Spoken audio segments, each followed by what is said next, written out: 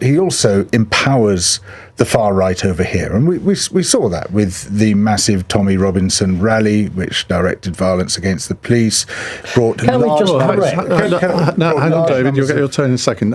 Can we just be quite clear on numbers? You've actually cited a wrong number. You cited the overall right number. The number which is now quite clear is that the number of right-wing, I refuse to use far-right, it's merely a term of abuse, but the actual figure is 8 on the right and 18 of the counter-protest. In other words, the counter-protest was 3 times as violent, getting on for 3 times as violent, twice.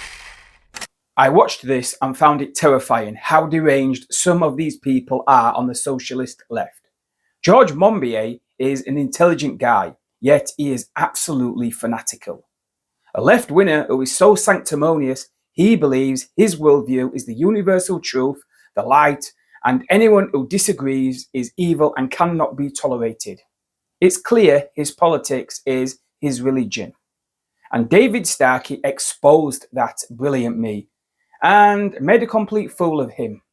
Monbiot predictably called all the Epping protesters far right who have zero legitimate concern. Of course he did. If concern over children being attacked is not legitimate, nothing is. You can't blame all asylum seekers for what some do, he said. Maybe he can go explain that to the parents of the children attacked. Then he tried to portray everyone who went to the Unite the Kingdom march as all violent thugs. Starkey pointed out most of the arrests that day were far left agitators who share Monbiot's politics. He had no reply to that. You'll hear him talk about democracy. It's absolutely laughable. Let's get one thing straight. People like him only believe in democracy when it's working for them. When people don't vote the way he wants, he'll call it anti-democratic or populism. Some of these people on the far left are the most authoritarian and intolerant people there are. They want free speech for people they agree with and jail for those they don't. David Starkey talked about his own cancellation, and predictably Monbiot said he got what he deserved for making racist comments.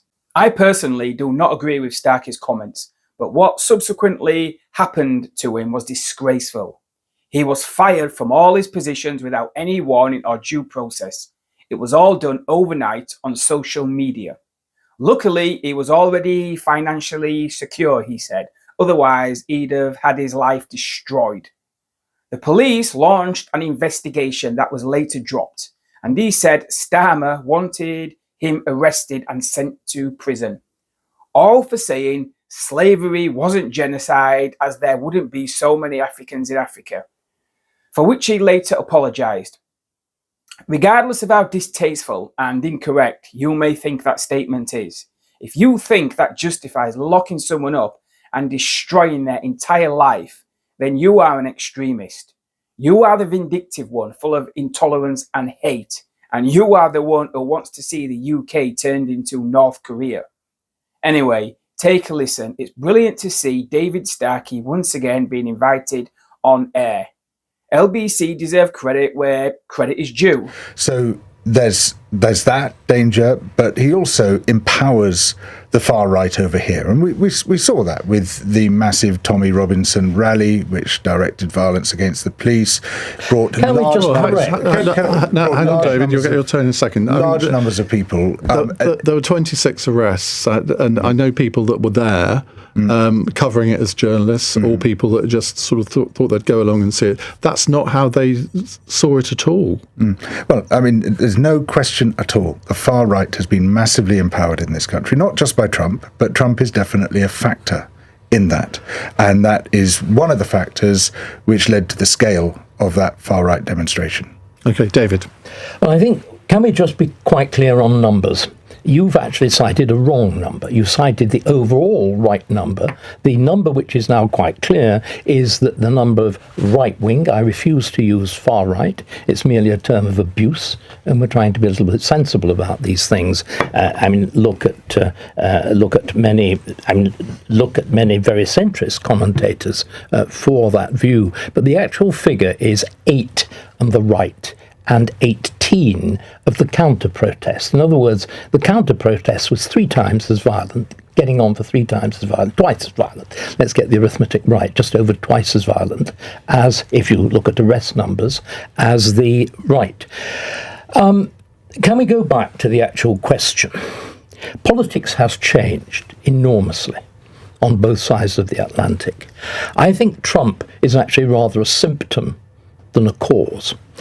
An area that we're all familiar with, social media, was transformed in 2022 by Elon Musk, walking into it with the kitchen sink and restoring it as what he called, I think correctly, as a free marketplace of ideas, as opposed to the kind of ultra-left liberal, which was responsible for my cancellation back in 2020. Oh, no, you were responsible for your cancellation. Hang on, George. I asked David to stop when you were speaking. I'm talking about the machinery as to how it was done. It was done via a Twitter storm.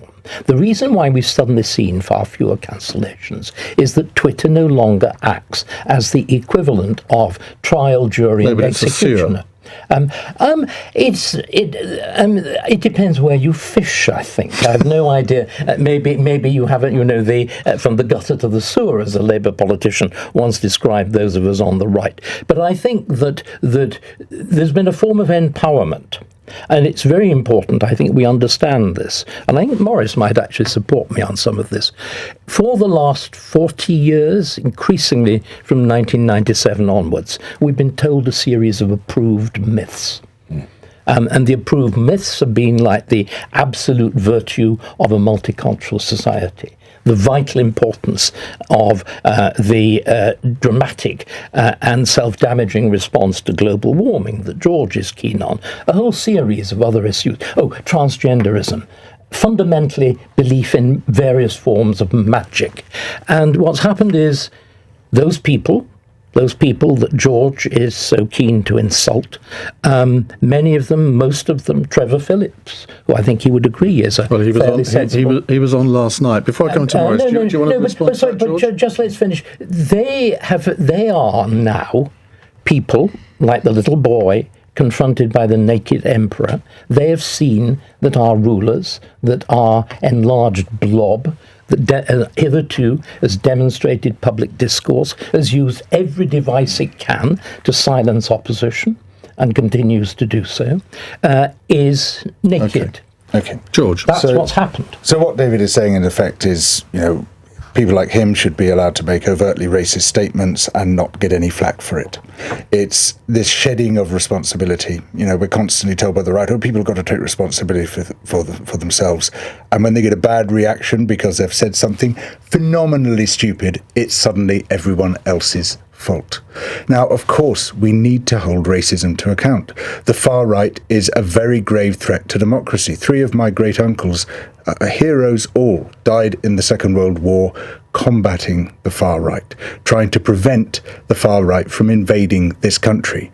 And so when people like me see the door effectively being held open for them, then I'm going to respond to that, and I'm going to try to stop that from happening. And I think, as any citizens who care about freedom, democracy, justice, we should join that effort and try to keep the far right out. Who's holding the door open? Well, I unfortunately see the government as being remarkably supine and indeed in some cases facilitatory towards the far right. So for instance, Keir Starmer's Island of Strangers speech, which I thought was absolutely disgraceful. Jonathan Reynolds, when he was business secretary, saying that the far right protesters outside an Epping hotel were upset for legitimate reasons, something he's never... Well, many of them weren't far right. Many of them were local residents. Not a single minister has ever said that we on our climate protests or people on Palestine protests are upset for legitimate reasons. Only people targeting asylum seekers. Well, hang on a second. Do you not think that the residents of Epping, who had witnessed 2 men allegedly sexually assaulted, one of them I think has now been found guilty, do you not think they had a right to protest outside that hotel? blame all asylum seekers. No, I'm not doing that. I'm not doing that. But you can't say that they were all far-right people. Many of them were local residents. It's a classic case of a sort of attempt at collective punishment of a group who were not responsible for. Well, you've just tried a collective smear. Like the use of the term anyway, far right. So we carry on with this. Yvette Cooper saying, "Hang your flags everywhere," and when we know those flags are being used to stake out territory. So we therefore reclaim the flag? Well, yeah, or you just allow extremists to adopt it? But that wasn't what she was doing. We see this endless appeasement, this endless backtracking in the face of this.